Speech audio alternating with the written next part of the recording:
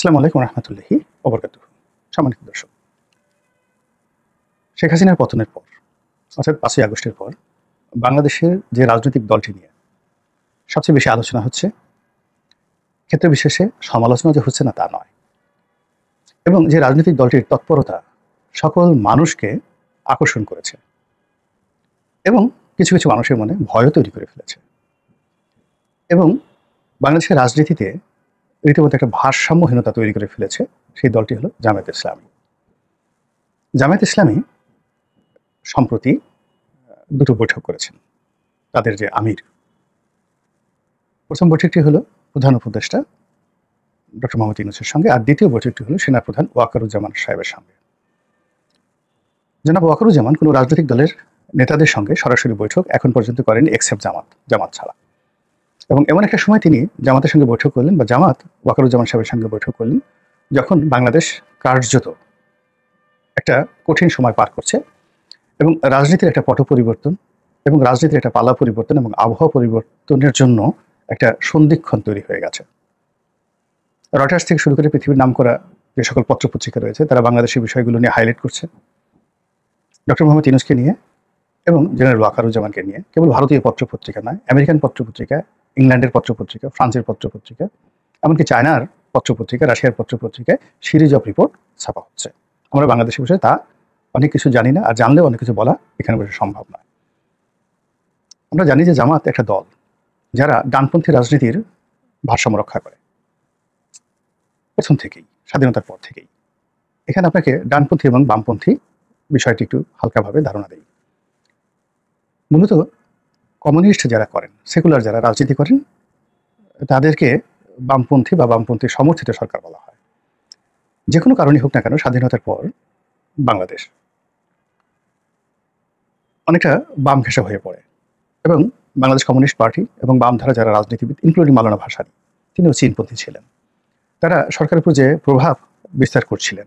এর ফলে কি হলো, ডানপন্থী যারা ধর্মভিত্তিক রাজনীতি করেন তারা কোণঠাসা হয়ে পড়েন এবং তারা গোপনে গোপনে জামায়াত ইসলামের নেতৃত্বে বা জামায়াত ইসলামের সঙ্গে সঙ্গবদ্ধ হতে থাকেন। আজকে যারা হেফাজত করেন, আজকে যারা চরমনাই করেন, তারা 71-72 সালেও ছিলেন।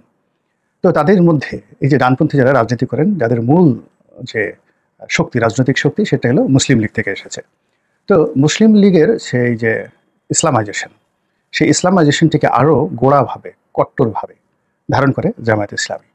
তো এই শক্তিগুলো 75-এর 15ই আগস্টের পরে তারা বিএনপির নেতৃত্বে ঐক্যবদ্ধ হয়ে যায়।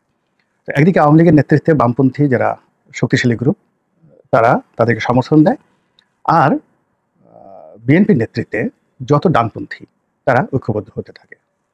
পরবর্তীতে শহীদ প্রেসিডেন্ট জিয়াউর রহমানের তিরোধানের পরে, শহীদ হওয়ার পর, যখন এরশাদ সাহেব আসলে তিনি কার্বন কপি করলেন বিএনপির, এবং বিএনপির জায়গাটা দখল করার জন্য তিনিও সকল ডানপন্থীদেরকে একত্র করে জামাতকে কাছে নেওয়ার চেষ্টা করলেন, এবং তিনি অনেকটা সফল হলেন। তো সেক্ষেত্রে যেটা হয়ে গেল যে জাতীয় পার্টি এবং বিএনপি তারা পরস্পরের রাইভাল হয়ে গেল, এবং ডানপন্থী যে শক্তিগুলো এটি দুই ভাগে বিভক্ত হয়ে গেল। অন্যদিকে বামপন্থী যে শক্তিগুলো আছে এটা সিমেন্টেড হয়ে গেল, তারা যতই বিভক্ত হোক, জাসদ কয়েক ভাগ বিভক্ত হয়ে গেল, বাসদ ভাগ হয়ে গেল, তারপর মাওলানা ভাসানীর যে ন্যাপ সেটা কয়েক ভাগ বিভক্ত হয়ে গেল, কিন্তু শেষমেশ সবাই আওয়ামী লীগের সঙ্গে থেকে গেল এবং এখন পর্যন্ত আওয়ামী লীগের সঙ্গে আছে। পরবর্তীতে যখন এরশাদ সাহেবের পতন হলো, এরশাদ সাহেব পতন হওয়ার পরে তখন বাংলাদেশে দুটো ভারসাম্যের রাজনীতি শুরু হয়ে গেল। একটা হলো ডানপন্থী যারা রাজনীতি করবেন, সেই ডানপন্থী রাজনীতিবিদদের মধ্যে জামাত যে অবস্থা ছিল সেই অবস্থাতে রয়ে গেল, আর বামপন্থী নিয়ন্ত্রিত যে রাজনীতি, সেই রাজনীতিতে একবার জাতীয় পার্টি বামপন্থীদের সঙ্গে অর্থাৎ আওয়ামী লীগদের সঙ্গে আসার চেষ্টা করলো, আবার বিএনপির সঙ্গে যাওয়ার চেষ্টা করলো, এবং শেষ পর্যন্ত আওয়ামী লীগের সঙ্গে তারা আসলো। ফলে আওয়ামী লীগের বামপন্থীর সঙ্গে জনাব এরশাদের যে রাইট মানে দক্ষিণপন্থী যে উইংসটি আছে, সেই উইংসটি একত্র হয়ে গেল। তো এই যে একত্র হয়ে যাওয়ার ফলে পুরো রাজনীতিতে আগের যে ব্যালেন্সটা ছিল, ডানপন্থী মানে পিওর ডানপন্থী, বামপন্থী মানে পিওর বামপন্থী, তো এর মধ্যে আবার কিছুদিন জামাতের সঙ্গে আওয়ামী লীগেরও বন্ধুত্ব হয়ে গেল। এর সাথে জমানাত একবার হলো, আওয়ামী লীগ যখন ক্ষমতা এলো তখন একবার হলো। এর ফলে কি হলো, ডানপন্থী এবং বামপন্থী দুটো ধারাই কন্টামিনেটেড হয়ে গেল জামাত এবং জাতীয় পার্টির কারণে। এই অবস্থাতে চলছে। এই অবস্থাতে চলতে গিয়ে এই যে যখন 5ই আগস্টের এই অভ্যুত্থান হলো, সেই অভ্যুত্থানের পর জামাত সবচেয়ে সুবিধাজনক অবস্থানে থেকে সে করলো কি, ডানপন্থী এবং বামপন্থী এই দুটো ধারার যে বিএনপি এবং আওয়ামী লীগের যে ধারা ছিল সেই পুরো ধারা থেকে বের হয়ে সে স্বতন্ত্র একটা কনজারভেটিভ ইসলামাইজেশন করার জন্য একটা শক্তির উদ্ভব করতে চাইল, অনেকটা যাকে বলা হয় ইখওয়ানে মুসলিমিনের মতো সংগঠন লেবাননের, অথবা ধরুন সেই মুসলিম ব্রাদারহুডের মতো, অথবা তুরস্কের এবি পার্টির মতো। এটা তালেবান না, সরাসরি তালেবান হবে না কিংবা আইএস হবে না, কিন্তু ঠিক এরদোয়ানকে তারা মডেল হিসেবে মনে করে ওইরকম একটা শক্তি আগস্টের পর থেকে তারা করতে চাইল, এবং এই কাজ করার জন্য রাষ্ট্র ক্ষমতা ইউনূস সাহেবকে তারা পছন্দ করলো এবং তাদের সর্বশক্তি তারা ডক্টর মোহাম্মদ ইউনূসের উপর যাকে বলা হয় সমর্থন দিয়ে ইউনূসের হাতকে শক্তিশালী করার চেষ্টা করলো আনকন্ডিশনালি, এবং সাংগতিক কারণে বিএনপির সাথে তাদের গণ্ডগোল লেগে গেল। এবং এই যে কর্মটা তারা করলো, এই সময়টিতে সেনাবাহিনীর সঙ্গে যতদিন পর্যন্ত অর্থাৎ জুন, জুলাই, আগস্ট অর্থাৎ 2024 সনের নভেম্বর মাস পর্যন্ত সেনাবাহিনীর সঙ্গে ডক্টর মোহাম্মদ ইউনূসের একবার কোনো রকম বিরোধ ছিল না। তো ওই সময়টিতে সেনাবাহিনীর সঙ্গেও কিন্তু তাদের সম্পর্কটা ভালো ছিল। ফলে এই সম্পর্কটি কাগজে কলমে রেখে ভালো রেখে অর্থাৎ 2024 সনের নভেম্বর পর্যন্ত ক্যান্টনমেন্ট এবং যমুনা এই দুই জায়গাতেই জামাত ইসলামী তাদের কর্তৃত্ব বহাল রেখে তারা একেবারে 2025 সনের এপ্রিল পর্যন্ত সারা বাংলাদেশে আনাচে কানাচে সবচেয়ে শক্তিশালী আকর্ষণীয় সংগঠন রূপে নিজেদেরকে প্রতিষ্ঠা করে ফেলল। কিন্তু সমস্যা হয়ে গেল যখন ডক্টর মোহাম্মদ ইউনূসের সঙ্গে বিএনপির বিরোধ শুরু হয়ে গেল, তারপরে ক্যান্টনমেন্টের সঙ্গে জেনারেল ওয়াকারুজ্জামান সাহেবের সঙ্গে ডক্টর মোহাম্মদ ইউনূসের বিরোধ শুরু হয়ে গেল। বঙ্গভবনের সঙ্গে যখন জেনারেল ওয়াকারুজ্জামান বঙ্গভবনের সঙ্গে সম্পর্ক সুদৃঢ় করলেন সঙ্গত কারণে, তখন জামাত বিপদে পড়ে গেল। এই কারণ হলো এখন তো জামাত ডুয়েল খেলতে পারছে না, আর জামাত খুব ভালো করে জানে যে ডক্টর মোহাম্মদ ইউনূসের একক শক্তি নিয়ে তারা যে বাংলাদেশে ইসলামী বিপ্লব ঘটাতে চাচ্ছে, এবি পার্টির মতো তারা এখানে এরদোয়ান হতে চাচ্ছে, এবং জনাব শফিকের নেতৃত্বে তারা যেভাবে একজন আমিরুল মুমিনিন তারা বানাতে চাচ্ছেন ডক্টর শফিককে, সেটা সম্ভব হবে না। সেনাবাহিনীর সমর্থন তাদের লাগবে, কিন্তু এক হাতে তারা দুটো জিনিস খেলতে পারছেন না। সেনাবাহিনীর সাথে যোগাযোগ রক্ষা করতে পারছে না, বিকজ সেনাবাহিনীর সঙ্গে যে দূরত্বটা তৈরি হয়ে গেছে এই দূরত্বটা আর নিষ্পত্তি হওয়ার মতো নয়। ফলে কি হলো, 2025 সনের এপ্রিলের পর থেকেই জামাত বিভিন্ন জায়গাতে অপদস্থ হওয়া শুরু করলো, এবং বিভিন্ন লবি, বিভিন্ন গ্রুপ জামাতের শীর্ষ নেতাদের সম্পর্কে নানা রকম নেতিবাচক প্রচার শুরু করলো। জামাতও এই ধরনের প্রচারকে মোকাবেলা করার জন্য তারাও সামাজিক মাধ্যমে ব্যাপক বিনিয়োগ করলো, এবং এই বিনিয়োগ করে করে জামাত একটা এক্সট্রিম পর্যায়ে চলে গেল। এবং এই এক্সট্রিম পর্যায়ে চলে যাওয়ার পরে জামাত এখন অভ্যন্তরীণ রাজনীতিতে তারা কোন অবস্থা আছে তারা ভালো জানেন। আন্তর্জাতিকভাবে তারা একদম রীতিমতো টার্গেটেডে পরিণত হয়ে গেল। বিশেষ করে ভারতের যে লবিস্ট গ্রুপগুলো রয়েছে তারা এটিকে একটি জঙ্গি সংগঠন, এটিকে একটি ইসলামিক ফান্ডামেন্টাল পাওয়ার হিসেবে সারা ইউরোপ এবং আমেরিকাতে এটা প্রচার করলো, এবং এই প্রচারটা এসে ডক্টর মোহাম্মদ ইউনূসের উপর প্রেশার ক্রিয়েট করলো।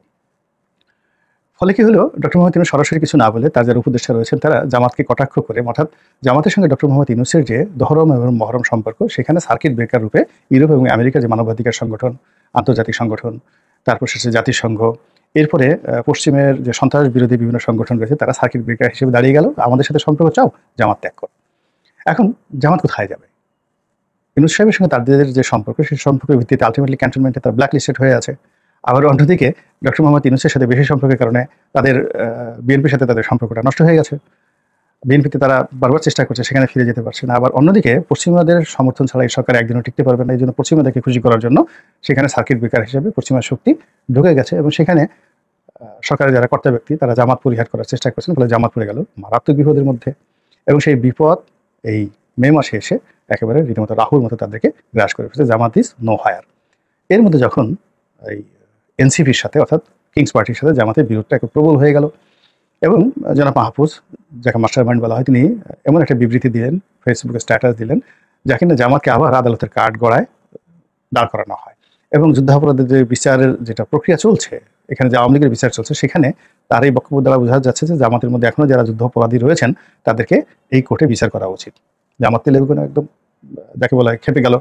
এনসিপি থেকে শুরু করে সরকারের প্রতি তাদের যে সমর্থন ছিল সেই সমর্থন তারা উঠিয়ে নিয়ে তারা একটা পৃথক জায়গাতে বসে যখন চিন্তা ভাবনা করছিল কি করা যায়, ঠিক সেই সময়টাতে কয়েকটা ঘটনা ঘটলো। অর্থাৎ আওয়ামী লীগ নিষিদ্ধ করার মতো একটা ঘটনা ঘটে গেল, এবং এটা কিভাবে কেন হলো এটা আমি এখন পর্যন্ত বুঝতে পারছি না। ওয়াটি ঘটনাটা ঘটে গেল যেটা সরকারের ভিত্তিটি নাড়িয়ে দিয়েছে।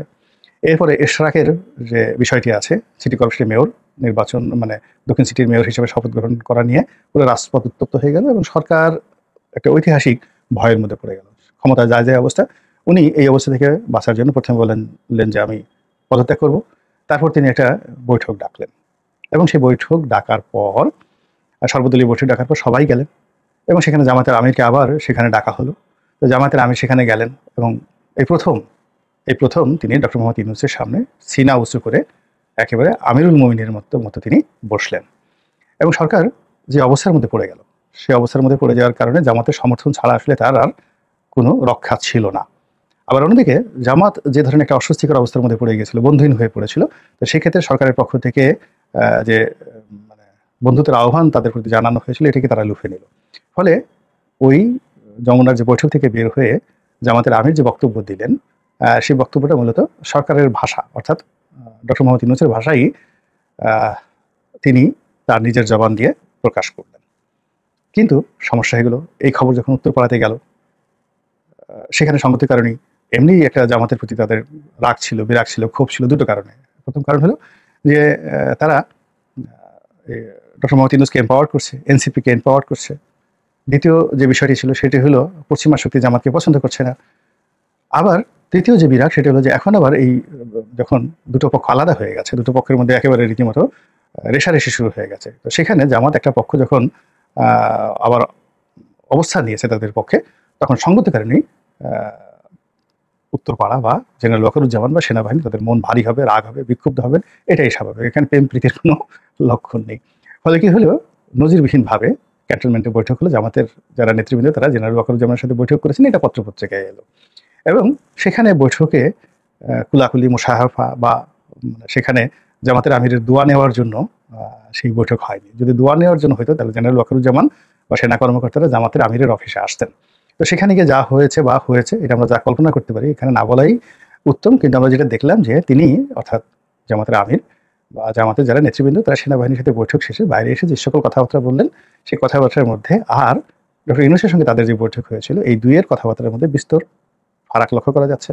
ফলে কি হলো, জামাত আবার একাকী হয়ে পড়েছে এবং জামাতি যে একাকী হয়ে পড়েছে তার সঙ্গে সঙ্গে কিন্তু আবার ডক্টর মোহাম্মদ ইউনূসও একাকী হয়ে পড়েছেন, এনসিপিও একাকী হয়ে পড়েছেন, বিএনপিও একাকী হয়ে পড়েছে এবং সেই একাকিত্বের মধ্যে আবার হঠাৎ করে দেখা গেল যে জনাব ওবায়দুল কাদেরের একটি সাক্ষাৎকার বা তার মানে আবির্ভাব, তিনি একটা সাক্ষাৎকার দিলেন এবং তার যে নতুন করে আবির্ভাব হলো যে তিনি আসছেন বা তিনি আছেন, আওয়ামী লীগ আছে, দেশ বিদেশে বিভিন্ন চ্যানেল তার যে বক্তব্য, সব মিলিয়ে আপনার কাছে কি মনে হয় রাজনীতির একটা নতুন মোড় নিল না? রাজনীতির নতুন হিসাব শুরু হয়ে গেল এবং আমরা যেভাবে মনে মনে কলা খাচ্ছি, আসলে সেই কলা অনেক ক্ষেত্রে পচে গেছে। এই কলা আর খাওয়া যাবে না।